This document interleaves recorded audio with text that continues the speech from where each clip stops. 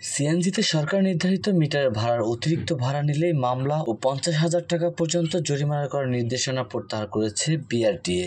রোববার 16 ফেব্রুয়ারি সকালে বিআরটিএ পরিচালক শীতাংশু শেখর বিশ্বাস স্বাক্ষরিত একটি বিজ্ঞপ্তিতে বিষয়টি নিশ্চিত করা হয়। বিজ্ঞপ্তিতে বলা হয়েছে, গ্যাস পেট্রোল চালিত 4-3 হুইলার অটোরিকশার জন্য সরকার নির্ধারিত মিটার ভাড়ার হারের অতিরিক্ত ভাড়া আদায়ের অভিযোগের বিষয়ে মামলা রুজু করার নির্দেশনায় জারিকৃত আদেশটি নির্দেশক্রমে বাতিল করা হলো। এর আগে গত মঙ্গলবার 11 ফেব্রুয়ারি সিএনজি বা পেট্রোল চালিত অটোরিকশার চালক মিটারের বেশি ভাড়া আদায় করলে মামলা দেওয়ার জন্য পুলিশকে নির্দেশ দেয় সরকারি নিয়ন্ত্রক সংস্থা বাংলাদেশ সড়ক পরিবহন কর্তৃপক্ষ। সড়ক পরিবহন আইনে ভাড়া সংক্রান্ত অপরাধে চালকের বিরুদ্ধে সর্বোচ্চ 50,000 টাকা পর্যন্ত জরিমানার বিধান জানানো হয়েছিল। এর প্রতিবাদে মিটার অনুযায়ী ভাড়া না নেওয়ার দাবিতে আজ সকাল থেকে রাস্তা অবরোধ করে এক দফা দাবিতে বিক্ষোভ শুরু করে সিএনজি চালিত অটোরিকশার চালকেরা।